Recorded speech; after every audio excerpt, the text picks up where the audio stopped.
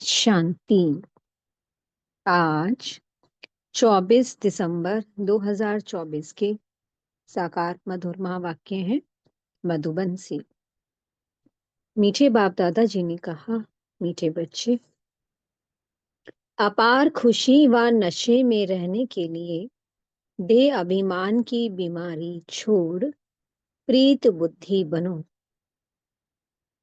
अपनी चलन सुधारो। अपार खुशी और नशे में रहने के लिए देह अभिमान की बीमारी को छोड़ना है और प्रीत लगानी है एक बाबा से। प्रश्न है, किन बच्चों को ज्ञान का उल्टा नशा नहीं चढ़ सकता है? उत्तर है, जो बाप को यथार्थ जानकर याद करते हैं,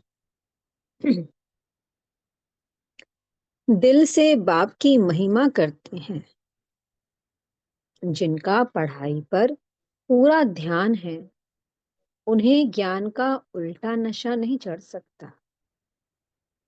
जो बाप को साधारण समझते हैं, वे बाप को याद कर नहीं सकते।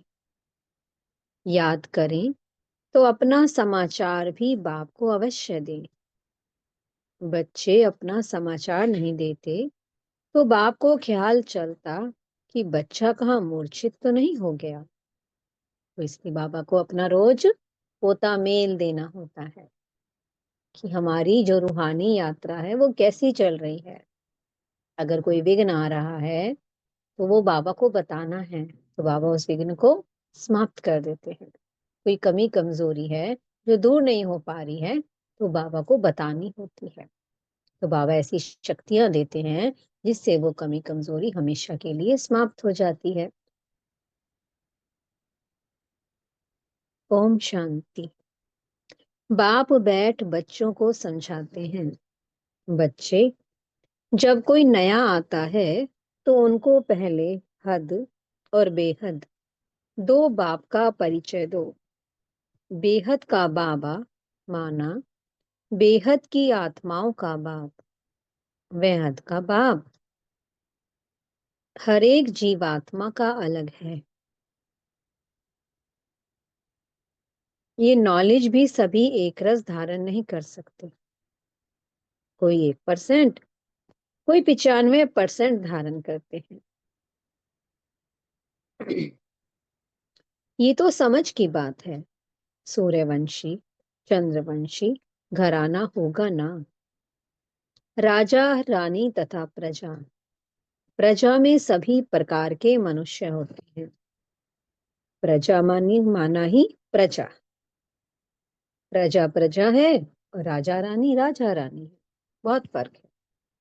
बाप समझाते हैं ये पढ़ाई है, हर एक अपनी बुद्धि अनुसार ही पढ़ते हैं। हर एक को अपना अपना पार्ट मिला हुआ है। जिसने कल्प पहले जितनी पढ़ाई धारण की है उतनी अभी भी करते हैं। पढ़ाई कभी छिपी नहीं रह सकती है। पढ़ाई अनुसार पद भी मिलता है। बाप ने समझाया है, आगे चल इम्तिहान होगा। बिगर इम्तिहान के ट्रांसफर हो ना सके तो पिछाड़ी में सब मालूम पड़ेगा। परंतु अभी भी समझ सकते हो कि हम किस पद के लायक हैं। तो हमारी चाल चलन ही बता देती है कि किस पद के लायक हैं। भल लज्जा के मारे सभी हाथ उठा लेते हैं, परंतु समझ सकते हैं कि ऐसे हम कैसे बन सकते हैं, फिर भी हाथ उठा देते हैं। ये भी अज्ञान ही कहेंगे। बाप तो झट समझ जाते हैं कि इससे तो जास्ती अकल लौकिक स्टूडेंट में होता है। वो समझते हैं कि हम स्कॉलरशिप लेने लायक नहीं हैं, पास नहीं होंगे। वो समझते हैं टीचर जो पढ़ाते हैं उसमें हम कितने मार्क्स लेंगे। ऐसे थोड़े कहेंगे कि हम पास विद ऑनर होंगे। तो हर एक बच्चे को पता होता है कि हम किस रीति पढ़ रहे हैं, तो जिस रीति जो बच्चा पढ़ रहा है तो वैसा ही उसका रिजल्ट निकलेगा। तो बच्चों को पता रहता है कि हम पास विद ऑनर होंगे या नहीं होंगे। यहाँ तो कई बच्चों में इतनी भी अक्ल नहीं है। दे अभिमान बहुत है। भलाए हैं ये देवता बनने के लिए, परंतु ऐसी चलन भी तो चाहिए। बाप कहते हैं विनाश काले विपरीत बुद्धि, क्योंकि कायदे सिर्फ बाप से प्रीत नहीं है। बाप तुम बच्चों को समझाते हैं कि विनाश काले विपरीत बुद्धि का यथार्थ अर्थ क्या है। बच्चे ही पूरा नहीं समझ सकते हैं तो फिर वो क्या समझेंगे। बाप को याद करना, ये तो हुई गुप्त बात। पढ़ाई तो गुप्त नहीं है ना। पढ़ाई में नंबरवार होते हैं, एक जैसा थोड़ी पढ़ेंगे। बाबा समझते हैं कि अभी तो बेबी हैं। ऐसे बेहद के बाप को 3-3 4-4 मास याद भी नहीं करते हैं। मालूम कैसे पढ़े कि याद करते हैं। बाप को पत्र तक नहीं लिखते कि बाबा मैं कैसे कैसे चल रहा हूँ, क्या क्या सर्विस करता हूँ। बाप को बच्चों की कितनी फिक्र रहती है कि कहाँ बच्चा मूर्छित तो नहीं हो गया है, कहाँ बच्चा मर तो नहीं गया। कोई तो बाबा को कितना अच्छा अच्छा सर्विस समाचार लिखते हैं। बाप भी समझते कि बच्चा जीता है। सर्विस करने वाले बच्चे कभी छिप नहीं सकते। बाप तो हर बच्चे का दिल लेते हैं कि कौन सा बच्चा कैसा है। देह अभिमान की बीमारी बहुत कड़ी है। बाबा मुरली में समझाते हैं कईयों को तो ज्ञान का उल्टा नशा चढ़ जाता है, अहंकार आ जाता है, फिर भी याद नहीं करते, पत्र भी नहीं लिखते। तो बाप भी याद कैसे करेंगे। याद से याद मिलती है। अभी तुम बच्चे बाप को यथार्थ जानकर याद करते हो, दिल से महिमा करते हो। कई बच्चे बाप को साधारण समझते हैं, इसलिए याद नहीं करते। तो कई बच्चे बाप को ही साधारण समझते हैं। वो बेहद का पिता, परम पिता परमात्मा जो इस सृष्टि का रचयिता है, उसको ही बच्चे साधारण समझ लेते हैं, इसलिए याद नहीं करते। बाबा कोई भव का आदि थोड़ी दिखाएगा। भगवानुवाच मैं तुम्हें विश्व की राजाई देने के लिए राजयोग सिखलाता हूँ। तुम ऐसे थोड़े ही समझते हो कि हम विश्व की बादशाही लेने के लिए बेहद के बाप से पढ़ते हैं। ये नशा हो तो अपार खुशी का पारा सदा चढ़ा रहे। गीता पढ़ने वाले भल कहते हैं कि श्री कृष्ण भगवानुवाच मैं राजयोग सिखलाता हूँ, बस उन्हें राजाई पाने की खुशी थोड़ी रहेगी। गीता पढ़कर पूरी की और गए अपने धंधा धोरी में। तुमको तो अभी बुद्धि में है कि हमको बेहद का बाप पढ़ाते हैं। उन्हें ऐसा बुद्धि में नहीं आएगा। तो पहले पहले कोई भी आए तो उनको दो बाप का परिचय देना है। बोलो कि भारत स्वर्ग था, अभी नर्क है। ये कलयुग है, इसे स्वर्ग थोड़ी कहेंगे। ऐसे तो नहीं कहेंगे कि सतयुग में भी है, कलयुग में भी है। किसको दुख मिला तो कहेंगे कि नर्क में है, किसको सुख है तो कहेंगे स्वर्ग में है। ऐसे बहुत कहते हैं दुखी मनुष्य नर्क में है। हम तो बहुत सुख में बैठे हैं, महल माड़ियां मोटरें आदि हैं। समझते हैं कि हम तो स्वर्ग में हैं। गोल्डन एज आयरन एज एक ही बात है। तो पहले पहले दो बाप की बात बुद्धि में बिठानी है। बाप ही खुद अपना पहचान देते हैं। बाप ही खुद अपनी पहचान देते हैं। वो सर्वव्यापी कैसे हो सकता है। क्या लौकिक बाप को सर्वव्यापी कहेंगे। अब कोई कह सकता है भला कि मेरे पिता हर जगह हैं। नहीं ना। अभी तुम चित्र में दिखाते हो, आत्मा और परमात्मा का रूप तो एक ही है। उसमें फर्क नहीं है। आत्मा और परमात्मा कोई छोटा बड़ा नहीं है, सभी आत्माएं हैं। वो भी आत्मा है, वो सदा परम धाम में रहते हैं, इसलिए उन्हें परम आत्मा कहा जाता है। सिर्फ तुम आत्माएं जैसे आती हो वैसे मैं नहीं आता। मैं अंत में इस तन में आकर प्रवेश करता हूँ। ये बातें कोई बाहर का समझ ना सके। बात बड़ी सहज है। फर्क सिर्फ इतना है कि जो बाप के बदले वैकुंठवासी श्री कृष्ण का नाम डाल दिया है। क्या श्री कृष्ण ने वैकुंठ से नरक में आकर राजयोग सिखाया? श्री कृष्ण कैसे कह सकता है कि देह सहित देह के सब धर्मों को भूल जाओ, मामेकम याद करो? जब वो श्री कृष्ण खुद देहधारी है तो भला कैसे कह सकता है? देहधारी की याद से पाप कैसे कटेंगे? श्री कृष्ण तो एक छोटा सा बच्चा, और कहा मैं साधारण मनुष्य के वृद्ध तन में आता हूँ। कितना फर्क हो गया है।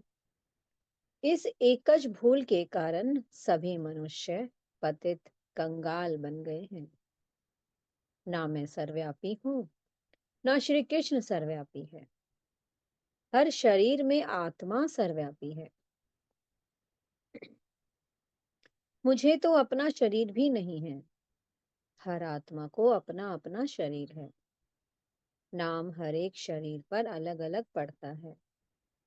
ना मुझे शरीर है, ना मेरे शरीर का कोई नाम है।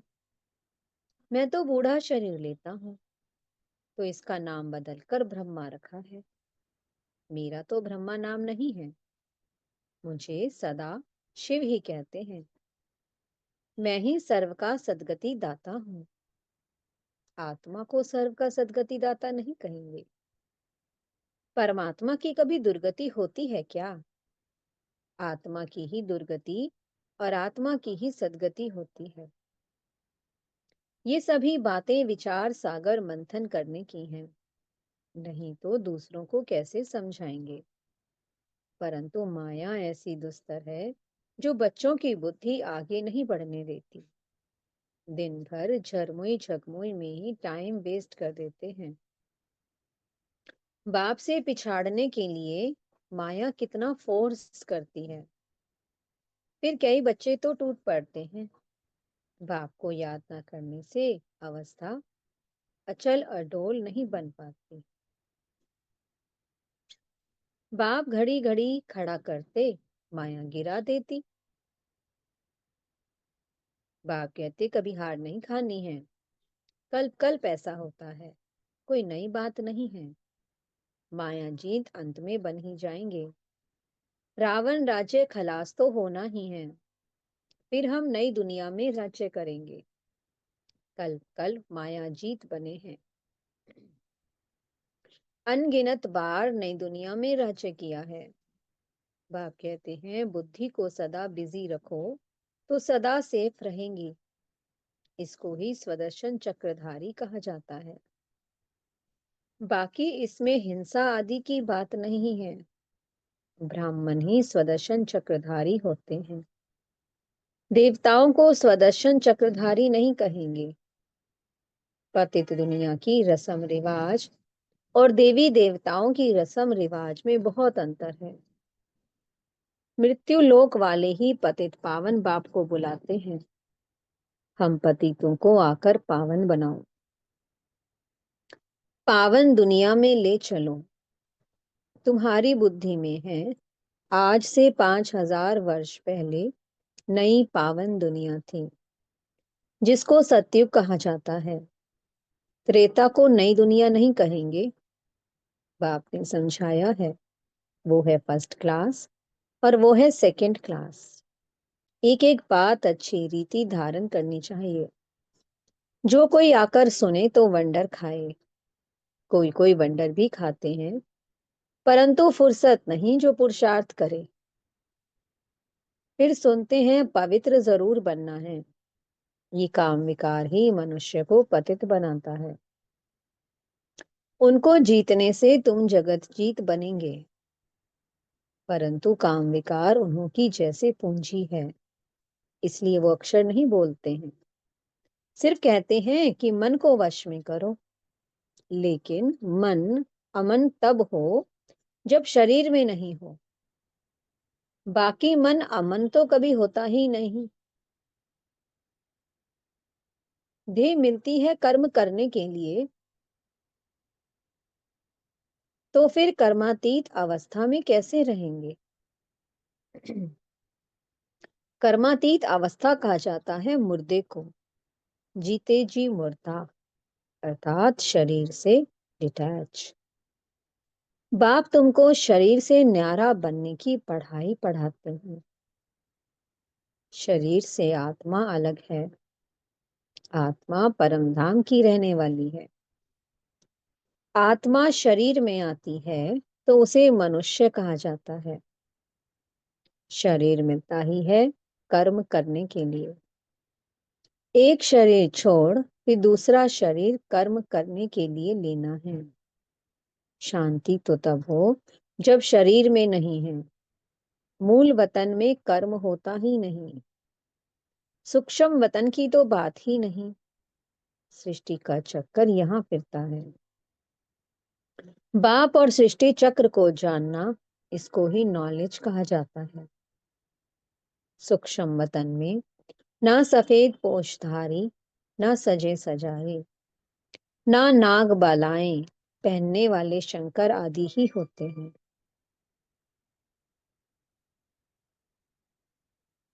बाकी ब्रह्मा और विष्णु का राज बाप समझाते रहते हैं। ब्रह्मा यहाँ है, विष्णु के दो रूप भी यहाँ हैं। वो सिर्फ साक्षात्कार का पाठ ड्रामा में है, जो दिव्य दृष्टि से देखा जाता है। क्रिमिनल आंखों से पवित्र चीज दिखाई ना पड़े। अच्छा, मीठे मीठे सी कीलतें बच्चों प्रति माता पिता बाप दादा का याद प्यार और गुड मॉर्निंग। रूहानी बाप की रूहानी बच्चों को नमस्ते। हम रूहानी बच्चों की मीठे रूहानी बाप दादाजी को बहुत बहुत याद प्यार, गुड मॉर्निंग और नमस्ते। धारणा के लिए मुख्य सार है। पहला पॉइंट, अपने आप को सदा सेफ रखने के लिए बुद्धि को विचार सागर मंथन में बिजी रखना है। स्वदर्शन चक्रधारी बनकर रहना है। झरमुई झगमुई में अपना समय नहीं गंवाना है। दूसरा पॉइंट है, शरीर से डिटैच रहने की पढ़ाई जो बाप पढ़ाते हैं वह पढ़नी है। माया के फोर्स से बचने के लिए अपनी अवस्था अचल अडोल बनानी है। मीठे सतगुरु जी वरदान दे रहे हैं। ब्रह्मा बाप समान लक्ष्य को लक्षण में लाने वाले प्रत्यक्ष सैंपल बन सर्व के सहयोगी भव। जैसे ब्रह्मा सॉरी, जैसे ब्रह्मा बाप ने स्वयं को निमित्त एग्जाम्पल बनाया, सदा ये लक्ष्य लक्षण में लाया, जो ओटे सो अर्जुन। इसी से नंबर 1 बने, तो ऐसे फॉलो फादर करो। कर्म द्वारा सदा स्वयं जीवन में गुणमूर्त बन, प्रत्यक्ष सैंपल बन, औरों को सहज गुण धारण करने का सहयोग दो। इसको कहते हैं गुणदान। दान का अर्थ ही है सहयोग देना। कोई भी आत्मा अब सुनने के बजाय प्रत्यक्ष प्रमाण देखना चाहती है, तो पहले स्वयं को गुणमूर्त बनाओ। स्लोगन है, सर्व की निराशाओं का अंधकार दूर करने वाले ही ज्ञान दीपक हैं। ओम शांति। बहुत बहुत शुक्रिया प्यारे प्यारे हमारे मीठे मीठे बाप दादा जी का। ओम शांति।